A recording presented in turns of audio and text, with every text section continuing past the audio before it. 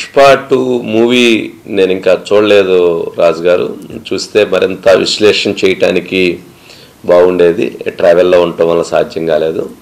సరే, ఏమైనా కానీ బయట వస్తున్నటువంటి టాక్ చూస్తే మాత్రం పుష్ప 2 మూవీ నిజంగానే wild fire cinema, super success talk వినిపిస్తూ ఉంది.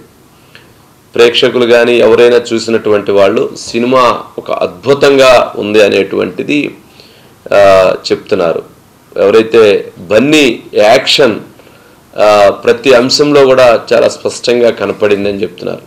ఎవరైతే ఒక ప్రేక్షకులకు కావాల్సినటువంటి అన్ని సబ్జెక్ట్స్ ఆ మూవీలో స్పష్టంగా సుకుమార్ అందివ్వగలిగాడని చెప్తున్నారు. ఇటు మహిళలకు కావచ్చు, పిల్లలకు కావచ్చు, యాక్షన్ పార్ట్లో కావచ్చు, అదేవిధంగా బన్నీ అభిమానులకు కావచ్చు, ఎంతటి క్రీమ్ కావాలో అంతటి క్రీమ్ని అన్ని రకాలుగా నవరసాలని పండించి అందించగలిగారు అనేటువంటిది మాత్రం బయటికి ఆ టాక్ అయితే ఎస్టాబ్లిష్ అవుతుంది. కాకపోతే కొంతమంది కొంత డిఫరెంట్ కొన్ని ఒపీనియన్స్ ఉన్నా కానీ బట్ ఓవరాల్గా చాలా మంచి టాక్ అయితే రావటం జరిగింది. ఇక సెకండ్ సినిమాకు సంబంధించిన దాంట్లో డైలాగ్స్ అనేటువంటిది కొంత చర్చ జరుగుతూ ఉంది. సినిమాలో ఉన్నటువంటి డైలాగ్స్ ఎప్పుడూ కూడా అది ఆ సినిమా వరకు మాత్రమే పరిమితంగా చూడాలి, కానీ దాన్ని కొంత విభిన్నంగా వివిధ రకాలుగా చూసినప్పుడు ఇదిగో వాళ్ళని అన్నారు, ఇది ఇలా అన్నారు, అది అలా అన్నారు, కావాలని అన్నారు అన్నప్పుడు వాటి మీద ఒక చర్చ జరుగుతుంది. అలాంటి చర్చే పుష్ప 2 మూవీలో ఉన్నటువంటి ఒక డైలాగ్ కూడా అటువంటి చర్చ తీసుకొస్తుందని సోషల్ మీడియాలో ట్రోల్ అవుతా ఉంది. నీకు బాస్ ఎవరు అని వెల్లదడిగినప్పుడు నాకు నేనే బాస్, నాకెవరు బాస్ లేరు, నాకు నేనే బాస్, నా బాస్కు కూడా నేనే బాస్ అని చెప్పటం ద్వారా తాను ఒక మెసేజ్ని ఇవ్వాలనుకున్నాడు. అది కావాలని ఒక బాస్ నాకెవరు లేరు అని చెప్పాలని అనుకున్నారు అనేటువంటి ఉద్దేశాన్ని దాన్ని రకరకాలుగా వర్ణిస్తూ ఉన్నారు. కానీ ఆ సినిమా డైలాగ్గా చూస్తే దాంట్లో ఎటువంటి సెకండ్ అబ్జెక్షన్స్ ఉండవు. కానీ ఆ డైలాగ్ని విభిన్నంగా చూసినప్పుడు మాత్రం ఆ సెకండ్ ఒపీనియన్ వస్తుంది. అట్లాగే లేనటువంటి కొన్ని డైలాగ్స్ను కూడా నీకు బాస్ ఎవరంటే నాకెవరు బాస్ లేరు, నాకు అనే ఆ డైలాగ్లో కూడా ఒక నీ తండ్రిలాగా, నీలాగా, నీ తమ్ముళ్ళలాగా అట్లా బాస్ లేరని చెప్పడం ద్వారా కుటుంబ పరంగా ఒక నెగిటివ్ కామెంట్ చేశారనే దాన్ని కూడా సోషల్ మీడియాలో ట్రోల్ చేస్తున్నారు. కానీ అవన్నీ కూడా అవాస్తవం, అవన్నీ కూడా కరెక్ట్ కాదు అనేది ఒకటి స్పష్టంగా చెప్పవచ్చు. కానీ సినిమా పరంగా మాత్రం ఈరోజు అనేటువంటిది ఒక రామైనటువంటి ఒక మూవీ కింద క్రియేట్ చేసే పరిస్థితి మాత్రం చాలా ఎక్కువగా కనపడుతూ ఉంది రాజు గారు. మనం చూస్తే ట్రావెల్లో ఉన్నప్పుడు థియేటర్ల దగ్గర కొన్ని దగ్గర జనరల్గా మెగా అభిమానులు కావచ్చు, పవర్ స్టార్ అభిమానులు కావచ్చు, అట్లాగే బన్నీ అభిమానులు కావచ్చు. కానీ ఇక్కడ ఆ వేరియేషన్ తీసుకొచ్చేందుకు చాలామంది చాలా ప్రయత్నాలు చేశారు. మెగా కుటుంబం వేరు, బన్నీ వేరు, పవర్ స్టార్ వేరు, బన్నీ వేరు అనే విధంగా తీసుకొచ్చేందుకు చాలామంది చాలా ప్రయత్నాలను చేశారు.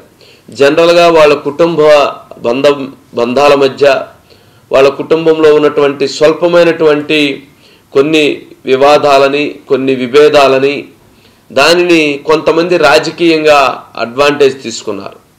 ఎంతటి అడ్వాంటేజ్ తీసుకున్నారు అని అంటే మనం చూస్తే అంబటి రాంబాబు లాంటి వాళ్ళు, మాజీ మంత్రి, ఇటీవల ఒక పొలిటికల్ కామెంట్స్ చేశారు కావాలని. ఎందుకు రాజకీయపరమైనటువంటి కామెంట్ చేశారు అని అంటే అటు పవన్ కళ్యాణ్ గారిని దృష్టిలో పెట్టుకొని, జూనియర్ ఎన్టీఆర్ని దృష్టిలో పెట్టుకొని కావాలని కామెంట్ చేశారు. అంటే ఏంటి, ఒక డైవర్షన్ తీసుకొచ్చే ప్రయత్నం చేశారు. అదేవిధంగా ఈరోజు కూడా కొన్ని దగ్గర కావాలని, కొన్ని దగ్గర మాత్రమే వైఎస్ఆర్సీపీ ఫ్లేవర్ వచ్చే విధంగా బన్నీ మావాడు అనే విధంగా వైఎస్ఆర్సీపీ పార్టీ ప్రయత్నానికి అడుగులు వేస్తుంది అనేది కూడా చర్చ జరుగుతుంది. అంటే ఏంటి, ఒక పొలిటికల్ దీన్ని తీసుకురావడానికి ప్రయత్నం చేస్తున్నారు. ఎందుకంటే బిఫోర్ ఎలక్షన్స్ ఎవరైతే బన్నీ శిల్పా రవి కోసం అక్కడికి వెళ్ళి అక్కడ శిల్పాకు ఓటేయండి అని చెప్పడం ద్వారా ఇక్కడ జనసేన పార్టీ ఉన్నప్పుడు, జనసేన పార్టీ ఇంత లీడ్ చేస్తున్నప్పుడు ఇటు కాకుండా కుటుంబ సభ్యులను కాకుండా ఇలా వెళ్ళి ఎందుకు చేశాడు అనేది ఒక చర్చ జరిగింది.